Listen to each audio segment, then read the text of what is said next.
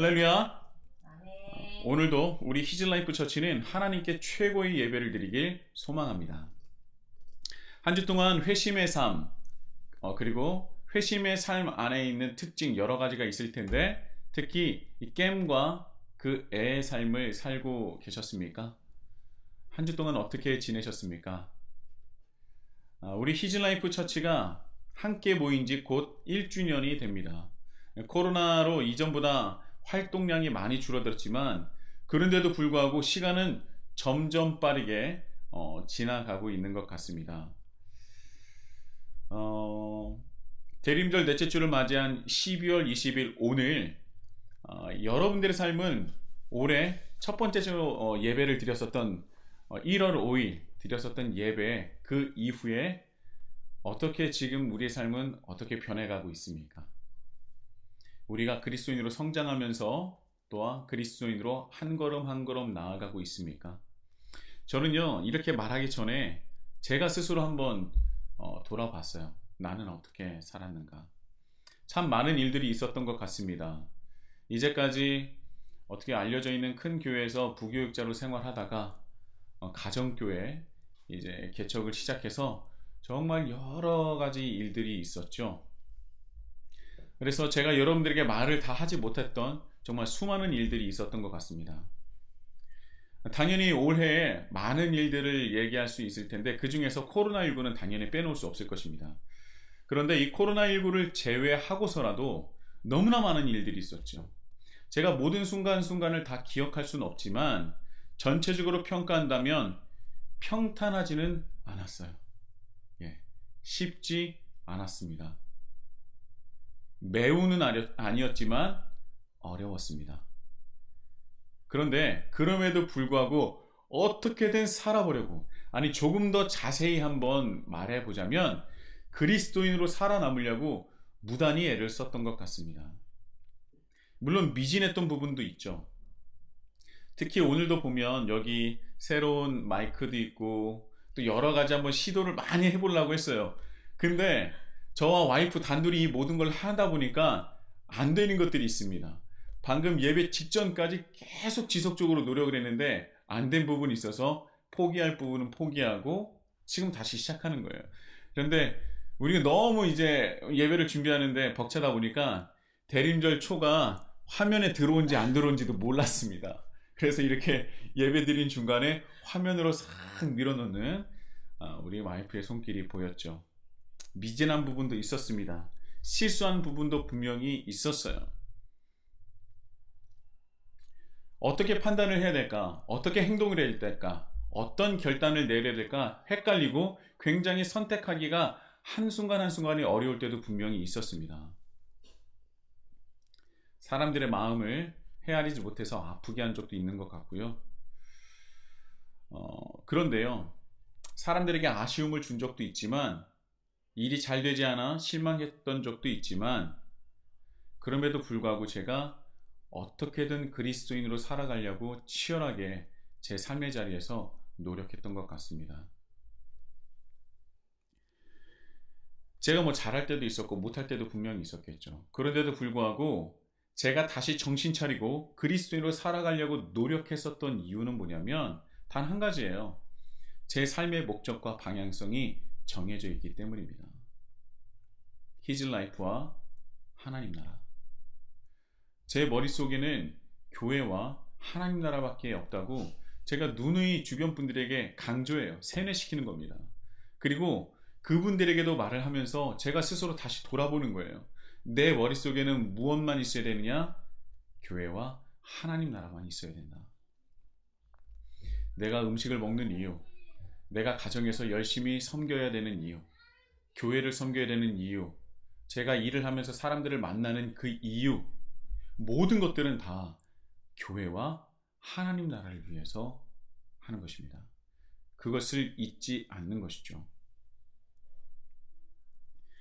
그렇기 때문에 한 해를 돌아볼 때 부족한 부분도 있었고 미진한 부분도 있었지만, 그래서 하나님께 감사할 수 있었던 거예요. 제 스스로가 목적과 방향성을 단 한 번도 다른 길이나 다른 것으로 변경하거나 바꾼 적이 없어요. 오직 교회와 하나님 나라를 위해서 치열하게 살아가고 있는 것이죠. 그렇기 때문에 하나님께 참 감사한 마음이 들었습니다. 감사한 한 해였어요. 2020년은 어떻게 네가 스스로 평가할래? 라고 얘기한다면 저는 참 감사한 한 해다라고 제가 고백하고 싶습니다. 여러분들도 나름대로 그 삶의 자리에서 많이 다름질하시고 치열하게 살으셨다고 저는 분명히 믿습니다.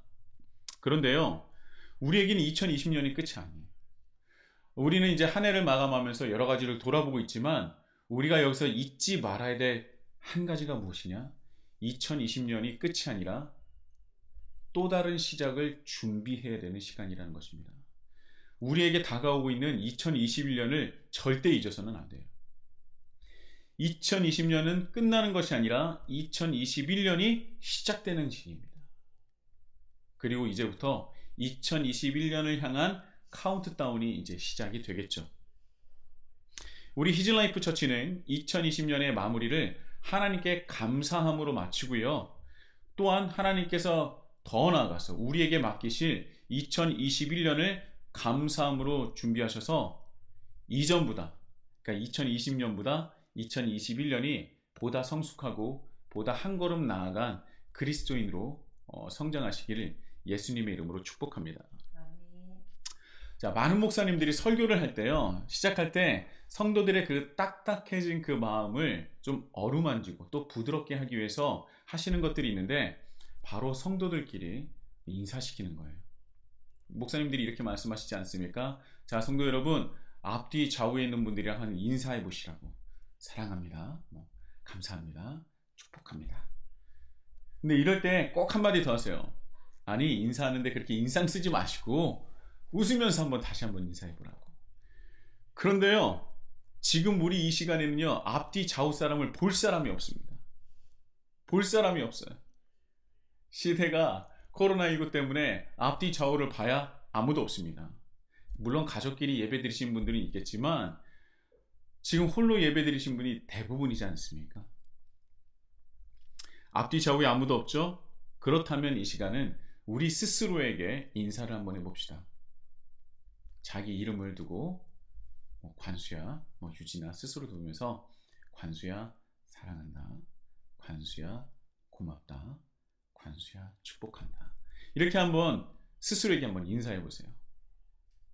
유진아 사랑한다, 유진아 고맙다, 유진아 축복한다. 이 단순한 세 가지도 못 외울 줄 몰랐습니다. 우리 와이프가 굉장히 머리가 좋은 줄 알았는데, 자, 여러분들이 인사를 스스로 하셨는지 저는 확인할 수 없습니다. 하나님은 지켜보고 계실 거예요. 네. 사랑한다, 고맙다, 축복한다. 이것은 늘 그리스도인 입에서 달고 살아야 되는 것 같아요. 저는 그 고백대로 분명히 될 거라고 믿습니다. 사랑할 수 없는 사람도 사랑하면 사랑할 수 있어요. 왜요? 그리스도인이기 때문에. 사랑받을 수 없는 존재인 우리도 사랑하셨던 하나님의 사랑이 우리 안에 있기 때문에 우리는 사랑할 수 있고 감사할 수 있고 축복할 수 있는 존재입니다. 온라인이지만 여러분들 다시 한번 환영합니다. 참 잘 오셨어요.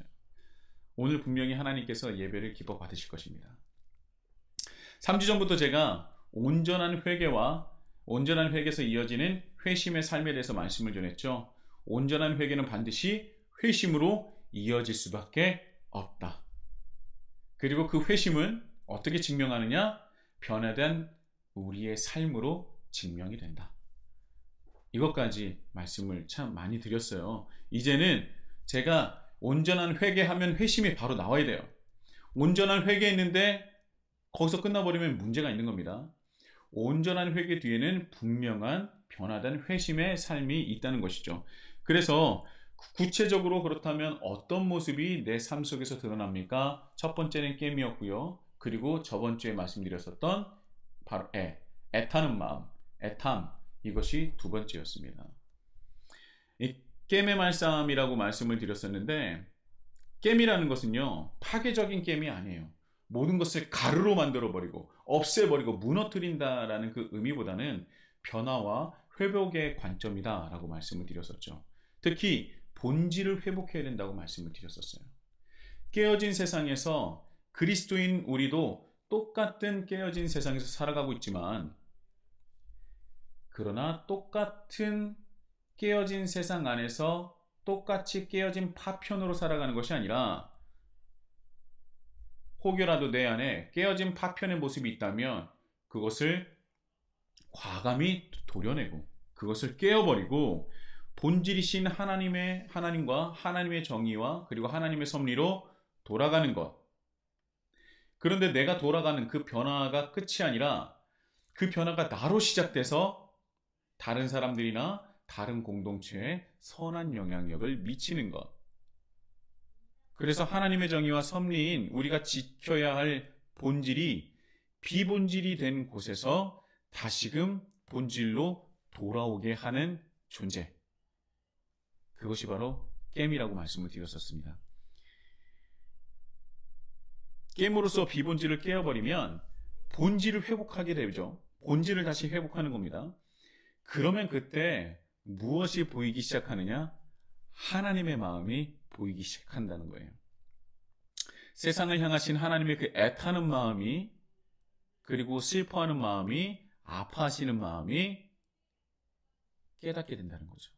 느껴지기 시작한다는 겁니다. 그게 바로 뭐냐? 하나님의 애를 느끼게 된다는 거예요. 우리는 대부분 깨어진 세상을 힘들게 살아가다가 하나님을 만나고 믿게 되면 자연스럽게 나의 아픔과 슬픔과 괴로움을 주님께 기도로서 토로합니다.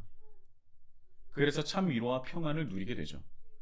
그게 참 아버지이신 하나님을 경험하게 되는 첫걸음이라고 볼 수 있어요. 그리고 그 모든 것들을 하나님의 은혜구나 라고 우리가 고백을 합니다. 그리고 나서 우리가 변화되는 게 뭐냐면 하나님께 참 위로와 참 평안을 받았더니 내 마음속에 있었던, 내가 가지고 있었던 그 내가 가지고 있는 애타는 마음, 나를 향한 애타는 마음을 내려놓을 수 있게 된다는 것입니다. 그래서 하나님의 애를 느끼는 것까지 나아가게 되는 것이죠. 그러니까 이제까지 하나님께 내 애를 보여드렸던 것, 그것도 신앙의 일부분이지만 그것이 주된 신앙의 모습이 아니라고 말씀드렸어요. 그리스도인은 하나님의 애를 깨닫게 되어서 하나님의 애와 그 하나님의 애타시는 마음과 공감하게 되고 하나님의 애가 나의 애가 되는 그 놀라운 더 큰 은혜를 경험하게 되는 겁니다. 그래서 찬양 저번 주에 하지 않았습니까? 하나님의 마음이 내 마음이 되고 하나님의 뜻이 내 뜻이 되는 것.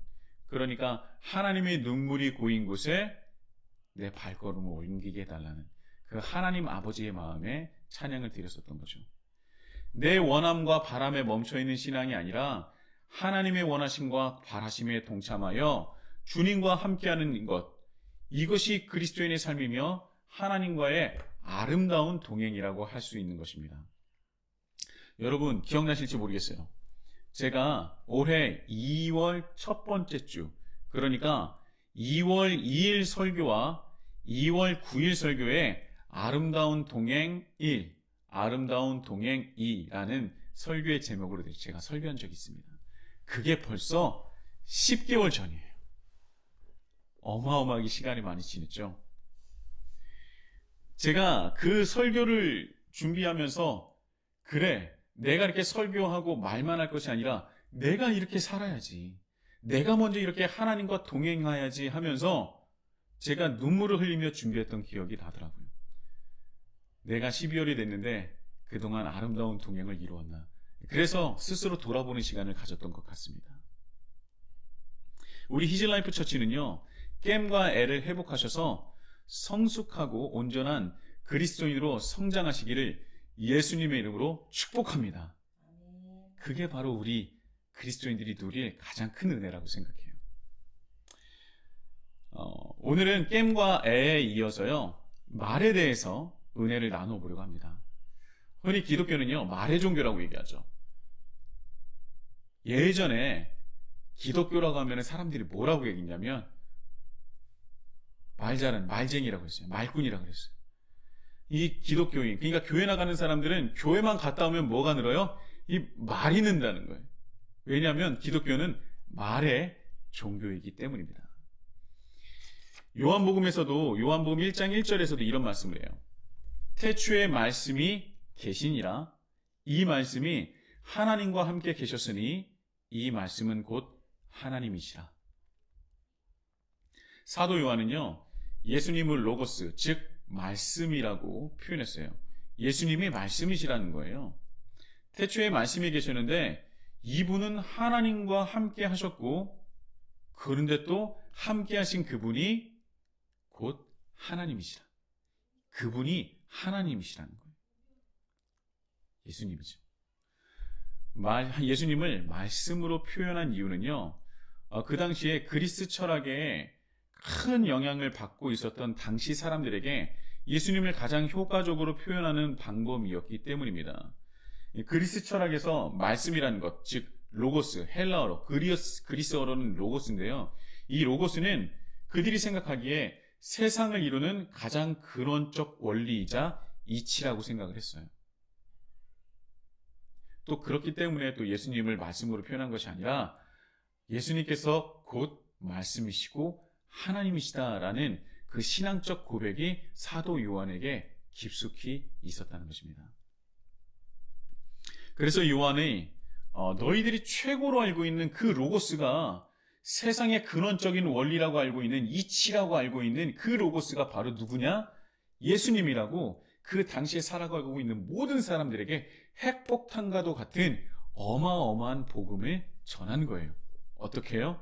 말로써 전한 겁니다. 왜 그리스인들은 로고스를 세상을 이루는 가장 근본적인 원리라고 생각을 했을까요? 왜 그랬을까요? 여러분 한번 생각해 보세요. 인간이 이룬 모든 정치, 문화, 사회, 예술, 과학 모든 것은요 다 말로서 이루어졌습니다. 말로서 시작된 거예요. 그리고 말로서 전해지고 있습니다. 그러니까 그들이 가만히 생각해 보니까 말이라는 것이 없으면 이 문명 자체가 없다라는 것을 깨닫게 된 거죠. 그래서 그만큼 모든 것에 말이 중요하고 모든 것의 핵심이자 어떤 그 근원이라고 생각을 했었던 것 같아요. 그런데 우리 기독교는요, 그 어떤 종교보다도 말에 특화된 종교입니다. 예배를 드리면 모든 것이 말로써 이루어져 있죠. 기도부터 찬양, 설교까지 모든 것이 다 말로써 이루어져 있습니다. 제가 이런 말씀을 드리면 이렇게 반문하실 분도 있어요. 그럼 다른 종교는 말이 없습니까? 물론 당연히 있죠. 저마다 말로써 이루어진 종교적 형태를 당연히 가지고 있습니다. 그런데요, 기독교는 그 안에서도 독특한 것이 있어요. 그 독특함으로 시작된 것이 바로 기독교라는 겁니다. 여러분, 먼저 대부분의 종교는 무엇이 있냐면 그 종교를 상징하는 신전이 있고요. 신전 안에는 그들이 섬기고 있는 뭐가 있어요? 신상이 있어요. 그리고 또 신상 앞에는 뭐가 있습니까? 그 신에게 바치는 제단과 제물이 있습니다. 이게 대부분 종교에서 다 드러나요. 특히 성경이 기록된 구약과 신약 시대는 얼마나 더 대단히 그런 것들이 확연히 드러났겠습니까? 그래서 어느 지역에 가든지 가장 높고 아름다운 곳에는 그 지역이 섬기는 신의 신전이 있었습니다. 그리고 예전에 제가 몇 번 말씀드렸지만 고대 전투는요, 사람들이 전쟁을 하지만 그 나라와 민족이 섬기는 신과 신의 전쟁이라고 생각했어요. 그래서 어떤 성이나 지역을 점령하고 그 방어선을 뚫었을 때 가장 먼저 가는 곳이 이 지역이 이 성의 주인을 찾아가는 것이 아니라 누구를 찾아가느냐? 신전을 먼저 가는 거예요. 그래서 신전을 파괴합니다. 그리고 신전 안에 있는 수많은 보물들을 우리의 신이 이겼다라는 그 마음을 가지고 그 신전 안에 있는 모든 보물들을 전리품으로 가져가는 거예요. 그리고 왕궁으로 가는 겁니다. 신전을 먼저 파괴해버려요. 또 이런 것들이 전략과 전술에 이어지는데요. 신전이 파괴되는 것을 보면 그것을 보았던 적군의 사기는 완벽하게 땅에 떨어집니다. 그리고 그 지역에 있는 지역 주민들조차 이제는 우리는 끝났구나라는 것이 되는 거예요. 왕보다 신이 더 우선되는 시기가 바로 구약과 신약 시대죠. 기독교 역사를 보면요, 구약 시대와 신약 초기에는 초기 시대에 걸쳐 신전이라고 볼 수는 없지만 신전과는 당연히 엄연히 의미가 다릅니다. 그런데 기독교 역사 안에서도요, 성전이라는 것이 있어요. 솔로몬이 지었던 솔로몬 성전이 첫 번째 1차 성전이죠. 솔로몬 성전을 우리는 1차 성전이라고 얘기를 합니다. 그 이유가 있어요. 왜냐하면 성전이 무너지기 때문이에요. 그래서 솔로몬 성전은 남유다가 바벨론에게 느부갓네살 왕에게 무너지게 됩니다. 회파해 완전히 무너지게 돼요. 크게 무너졌었기 때문에 그 무너진 성전을 다시 재건한 사람이 있어요. 그 사람이 누구냐? 스룹바벨이라는 사람입니다. 이 스룹바벨이라는 사람은 제2차 성전을 재건했던 사람인데요. 바벨론 포로기에서 벗어나서 예루살렘으로 돌아온 우리 이스라엘 사람들을 중심으로 해서 그 무너졌었던 성전을 다시 재건합니다. 물론 솔로몬 성전보다는 그 화려함이나 이 모든 면에 비해서는 좀 보잘것은 없었지만, 그러나 예루살렘으로 다시 돌아와서 성전이 다시 세워질 것을 약속하신 하나님의 말씀이 이루어진 것이어서 정말 큰 의미를 가지는 스룹바벨 성전이에요. 자, 그렇다면 스룹바벨 성전을 2차 성전이라고, 제2차 성전이라고 말을 한다면 예수님 시대 때에 제사를 드리고 예배를 드렸던 곳은 어디냐? 바로 헤롯 성전이라는 제3차 성전입니다. 이 이스라엘 민족들은요, 민족 특성 때문에 너무나 잦은 반란을 일으켰어요. 그래서 로마 제국으로 하여금 가장 골머리에 앉는 민족 중에 하나가 이스라엘이었습니다. 툭하면 반란을 일으켜요.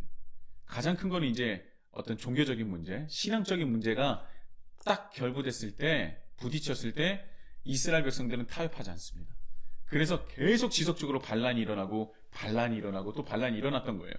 그래서 그 지역 이스라엘 사람들의 마음을 사기 위해서 헤롯 왕이라는 사람이 그들이 가장 중요하다고 여기는 성전을 대대적으로 보수하고 재건하고 확장시킵니다.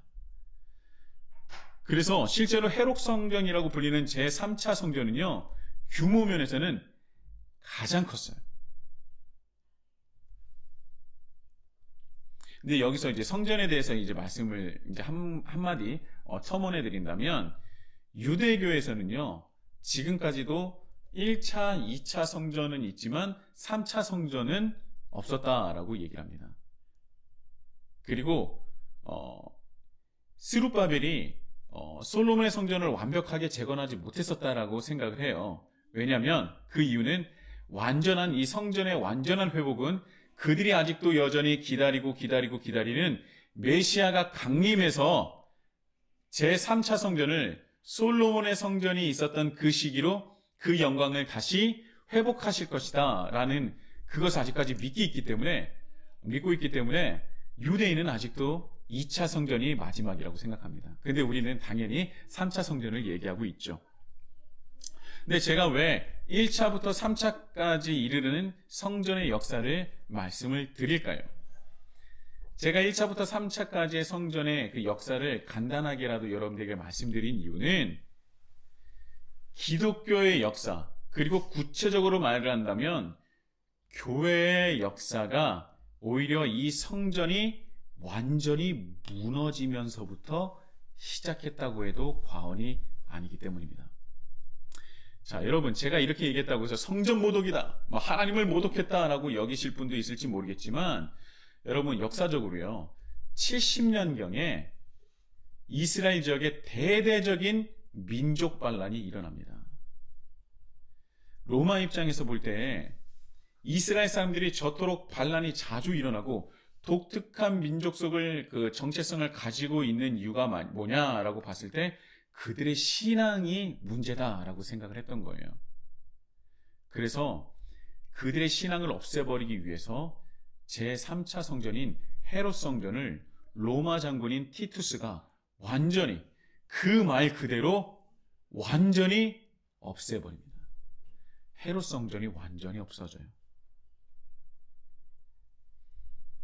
그래서 우리가 알고 있는 솔로몬의 성전은 아직도 발견하지 못하고 있어요. 어디엔가 그 모래 안에 이렇게 이제 있을 거예요. 여길 것이다 라고 생각은 한다고 합니다. 그런데 감히 거기를 파보지 못해요. 왜냐하면 파다가 그나마 있던 성전이 더 파괴될까봐 이제 성전을 찾지 못한다는 거예요. 이제 저는 그런 말까지 들었습니다.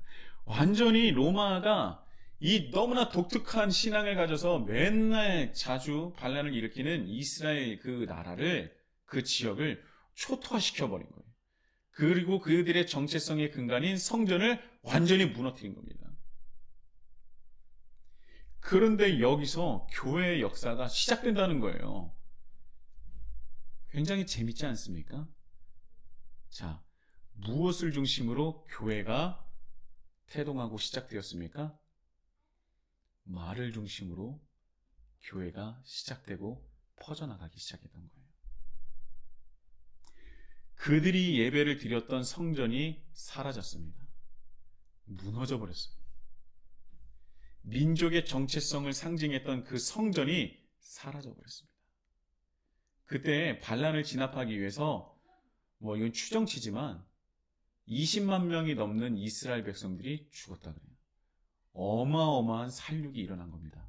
그리고 맨 마지막에 그들의 상징인 성전을 완벽하게 무너뜨려 버린 것이죠. 그래서 살아남은 사람들이 성전이 완전히 무너진 것을 보고 통곡하고 울었다. 자신의 아들이 죽은 것보다, 자신의 가족이 죽은 것보다 하나님의 성전이 저렇게 무너진 것을 보고 더 많은 사람들이 눈물을 흘리고 탄식했다라는 그런 말도 전해지기도 합니다. 그런데요, 여러분, 이건 하나님이 진 게 아니에요. 하나님이 지신 것이 아니라 하나님의 역사에 또 다른 페이지가 시작된 겁니다. 하나님은 이 사건을 통해서 정말 실로 어마어마한 역사를 이루어내세요. 우리는 이것에 집중을 하는 것입니다. 그것이 바로 뭐냐? 교회예요, 여러분. 헤롯 성전, 제3차 성전이 무너진 다음에 비롯되고 시작된 것이 교회라고요. 교회라는 헬라어, 여러분 잘 아시죠? 바로 에클레시아입니다. 에클레시아는 공동체, 모임, 특히 어떤 모임과 공동체입니까? 예수를 구주로 고백하는 그 신앙 공동체, 그 모임을 에클레시아라고 하는 것 여러분 잘 알고 있죠? 당연히 맞는 말입니다. 그런데 이 에클레시아의 이 문자적인 의미가 뭔지 아십니까? 뭐냐면 밖으로 불러 모으다라는 거예요. 어디로, 어디에서 어느 밖으로 불러 모으는 것입니까? 에클레시아는요, 문자적인 의미가 뭐냐면 밖으로 불러 모으다라는 뜻을 가지고 있어요. 여러분, 기독교 자체는요, 교회는요, 안으로 모이는 종교가 아니라 밖으로 불러 모아 흩어지는 것을 얘기하는 거예요. 그게 바로 에클레시아입니다. 그게 교회예요. 안에 모여 있는 것이 아니라 밖으로 불러 모으다라는 것이 에클레시아라는 것입니다.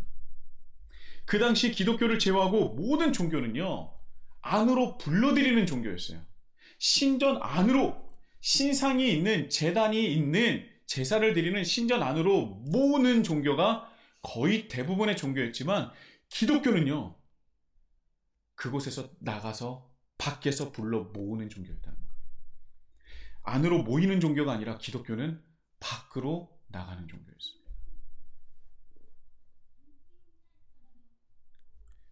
자, 제가 다시 한번 말씀드릴게요. 기독교가 매우 독특했었던 그 특징이 있다고 말씀을 드렸잖아요. 그게 왜 독특하느냐?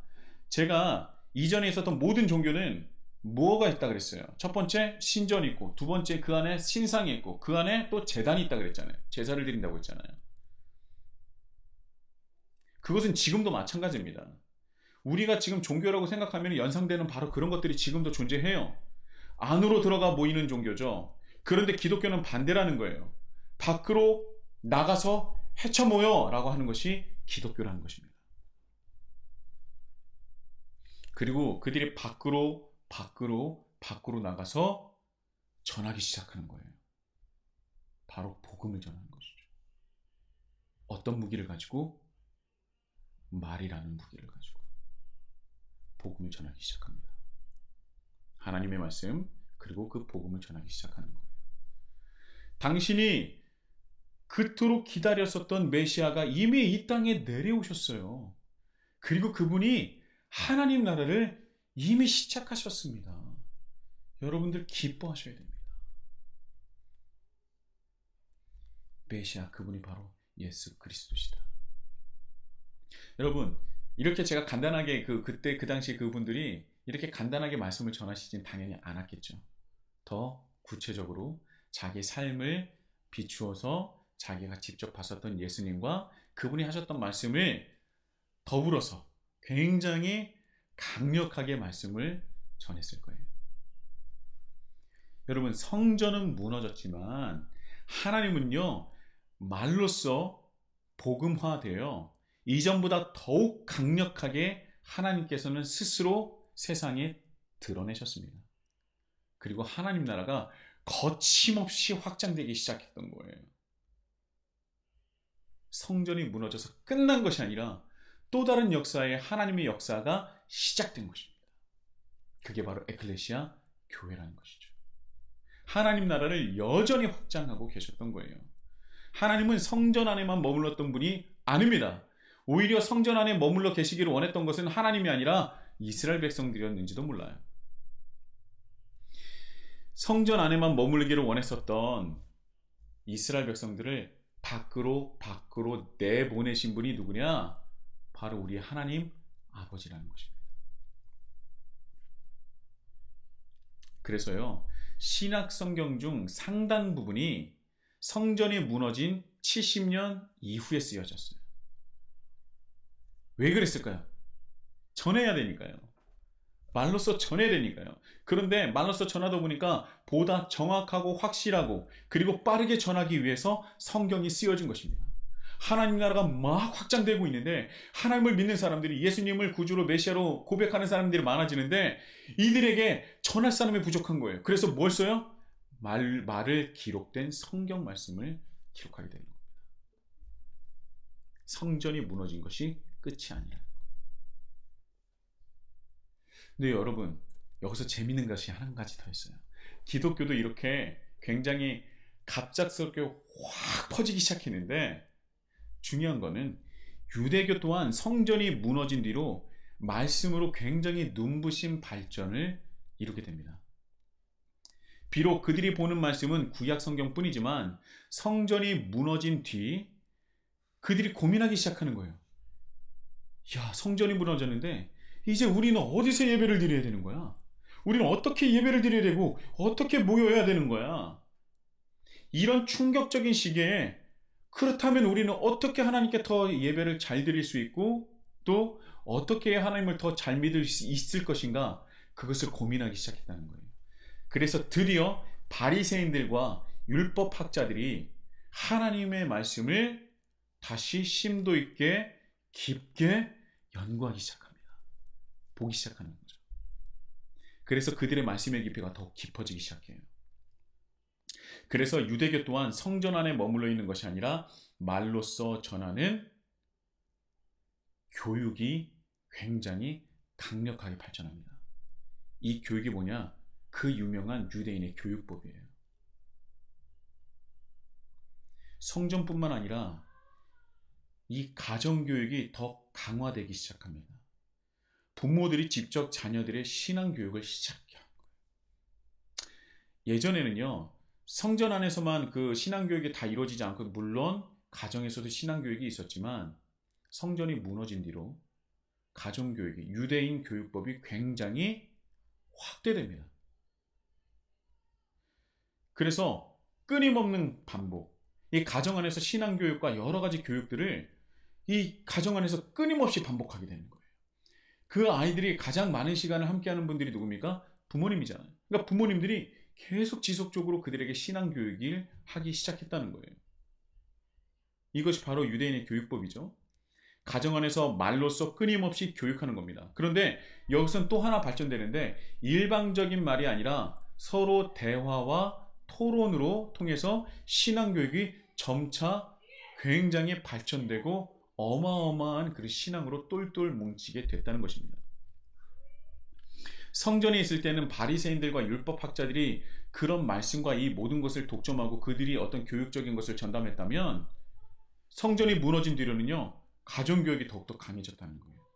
그래서 이 말로써 전해지는 그 어마어마한 하나님의 말씀이 지금 이 시대에도 살아가는 이 전 세계에 뿔뿔이 흩어져서 살아가는 그 유대인들을 하나로 묶을 수 있는 힘의 근원이 되었다는 겁니다. 그게 말로써 전해지는 유대인의 교육법이라는 거예요. 바울과 사도들이 교회를 세운 방법은요, 다름 아닌 말로써 말씀을 전한 거예요. 복음을 전한 것 아닙니까? 기독교의 강력함은요, 그 말에서부터 나오는 거예요. 여러분, 말이 사람을 변화시킬 수 있는 강력한 무기 중에 하나 아닙니까? 불교 용어 중에서 언어도단이라는 것이 있습니다. 지금은 언어도단이라는 것은 부정적인 의미로 얘기를 하고 있어요. 정말 말문이 막힐 정도로 기가 막히고 코가 막혀서 할 말이 없는 상태, 이거를 이제 언어도단이라고 이제 부정적인 의미로 얘기하는데, 이건 원래 불교 용어입니다. 불교 용어 중에서도 굉장히 좋은, 어떻게 보면은 심오한 경지에 이르는 사람들을 향해서 어떤 종교적인 그 존경에 섞인 그분에게 말을 하는 게, 표현하는 게 바로 언어도단이었는데요. 이게 뭐냐면, 언어도단이 뭐냐면 말이 필요 없는 심오한 경지에 이르렀다라는 뜻이 바로 언어도단입니다. 말이 필요 없어요. 그만큼 심오한 경지에 이르렀다는 것이 언어도단이라는 단어인데요. 그래서 불교는요, 심오한 경지에 오르면 오를수록 말이 적어지고 나중에는 말이 필요 없는 경지에 이르게 된다는 것입니다. 그런데 우리 기독교는요, 반대예요. 말이 가장 중요합니다. 여러분, 말을 해야 돼요. 말로 표현을 해야 하는 것이죠. 요즘 사람들이 막 흔히 이런 얘기 해요. 뭐 말을 해야 하냐? 그런 거를 내가 말로 해야 하냐? 저는 그 말을 개인적으로 가장 싫어합니다. 여러분, 말을 해도 못 알아듣는 사람이 훨씬 더 많아요. 근데 그런 상황에서 말조차 안 하면은 이 세상이 어떻게 되겠습니까? 말해야 돼요, 여러분. 표현을 해야 됩니다. 사랑한다고 얘기를 해야 돼요. 제가 아무리 와이프한테 사랑한다고 얘기해도 와이프는 저한테 사랑한다고 잘 얘기를 안 해요. 근데 저는 끊임없이 합니다. 잘하긴 하는데, 저는 끊임없이 해요. 표현은 해야 된다고 생각합니다. 말은 강력한 힘을 가지고 있기 때문에 말을 해야 되는 거죠. 사랑합니다. 고맙습니다. 감사합니다. 축복합니다. 그리고 제가 저번에도 한번 설교한 적이 있는데, 여러분, 내가 내 마음을 잘 몰라요. 나도 내 마음을 모르는데 내 옆에 있는 사람에게 내 마음을 어떻게 알려줄 수 있습니까? 이건 불가능하거든요. 그거는요, 내 감정을 솔직하게 표현하는 방법밖에 없어요. 말입니다. 말로써 전해야 돼요. 그래야 풀릴 수가 있는 것이죠. 말하지 않으면 사람과의 관계는 이어질 수 없고요, 연속성은 끊어지게 됩니다. 사람과 인연이 끊어지는 것도 한순간이더라고요. 여러분 한번 생각해 보세요. 예전에는 친했는데 지금은 연락이 뜸한 친구들 분명히 있지 않습니까? 그 관계가 이어졌다고 말할 수 있어요. 저는 그래서 예전에 이전 교회를 섬길 때 여러 우리 권사님들이나 또 우리 저 함께하는 그런 공동체에게 이런 얘기를 한 적이 있어요. 당신의 카톡을 켜봐라. 그리고 맨 위에 있는 한 20명이나 30명 정도 그 위에 있는 사람 말고 스크롤을 계속 내려가지고 맨 아래에 있는 사람을 한번 봐라. 그 사람이 당신과 관계가 끊어진 사람이다. 그래서 그 사람들을 한 명씩 찾아서 안녕하세요, 잘 지내십니까? 라는 인사 한마디에 다시 여러분들은 그분과 관계를 맺을 수 있을 것이다. 우리가 그렇게 말로써 표현하지 않으면 끊어진 관계를 이을 수 없습니다. 그리고 어떤 사람은 말로써 그 관계가 이어지고 깊어지기 때문에 또한 그 사람의 마음을 얻으려고 하려면 말하는 수밖에 없어요. 그리고 그 사람과 관계를 이어가는 것, 그리고 내가 그 사람을 이해하기 위해서라도 무엇을 해야 됩니까? 말을 해야 되는 거예요. 말이 정말 중요한 것입니다. 여러분, 인간처럼 복잡한 언어 구조를 가진 동물은 없습니다. 왜냐하면 하나님께서 인간에게만 원하시는 하나님의 계획과 목적이 있기 때문에 그 복잡한 언어 구조를 우리에게 허락하신 거예요. 그 목적은 바로 하나님 나라를 이룰 수 있고 지킬 수 있는 존재이기 때문입니다. 하나님의 뜻을 정확히 깨닫고 이해할 수 있고 드러낼 수 있는 존재로 우리를 보내셨고 창조하셨기 때문에 이 언어적 구조를 우리에게 허락하신 거예요. 그렇기 때문에 우리에게 말을 허락하신 것 아니겠습니까? 그래서 말씀이신 예수님을 담아내고 말로써 그것을 전할 수 있는 유일한 존재, 그것이 바로 그리스도인이며 하나님의 형상인 것입니다. 여러분, 말하셨으면 좋겠어요. 기독교는 말하는 종교입니다. 전해야 됩니다. 그리고 우리가 말하고 전해야 될 것은 다른 것이 아니라 하나님의 그 말씀, 그 복음을 전하고 하나님 나라를 확장하셔야 됩니다. 다른 말은 정말 많이 해요. 목사님, 저는 말을 정말 많이 합니다. 저처럼 말 많이 하는 사람 나와보라고 하세요 하는데 그 말 속에 복음을 전하는 말이 없으면 그것은 쓸데없는 말이잖아요.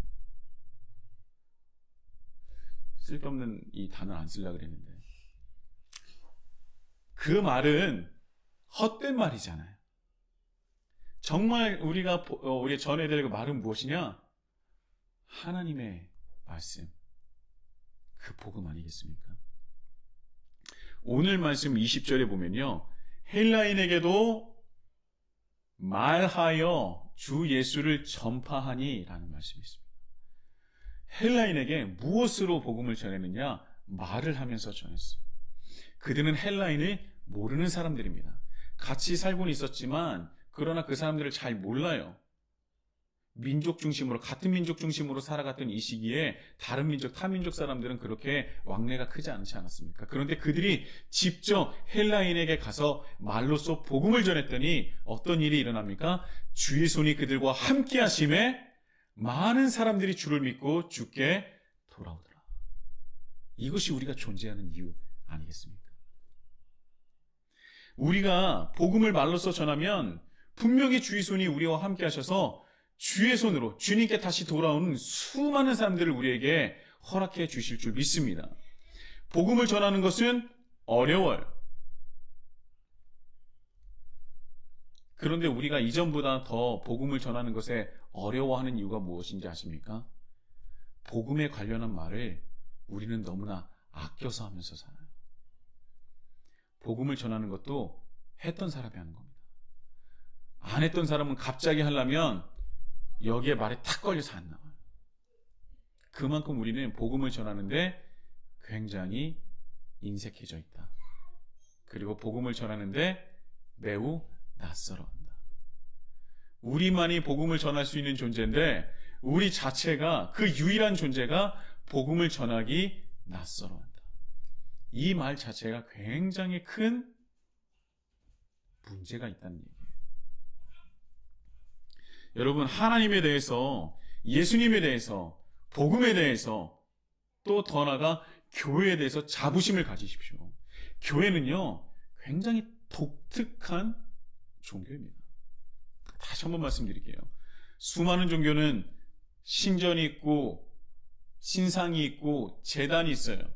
그런데 기독교는 이 보편적인 종교가 가지고 있는 신전과 신상과 제단이 없으면서 시작했던 것이 기독교입니다. 그리고 뭐가 있어요? 말이 있어요. 그들이 생각하기에, 야, 니네들 그래서 신전이 어디야? 예수님을 믿는 우리가 에클레시아야.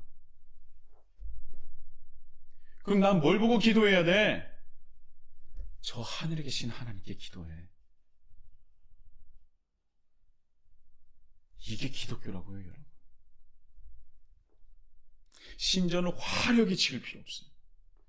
신상에 절할 필요 없습니다. 그곳에 정말 내 죄를 제발 좀 사해달라고, 나 좀 복 좀 받게 해달라고 제단에 피 뿌릴 필요 없어요. 우리는 말로써 하나님께 기도하고요, 말로써 주님께 예배를 드리고요, 말로써 그 복음을 전하면 우리를 통해서 주의 손이 역사하실 줄 믿습니다. 그 말이 우리에게 있다고. 그 말을 전할 수 있는 것은 오직 우리밖에 없다는 것입니다. 너무 아끼지 마세요. 그 복음을 너무나 아끼지 마십시오. 너무나 아까워서 나만 가질 거야, 그게 아니라 전하라고 있는 것입니다. 말씀을 전하세요. 주의 손이 여러분들과 분명히 일하셔서 분명한 하나님 나라가 저와 여러분을 통해서 이 세상 가운데 확장될 줄 믿습니다.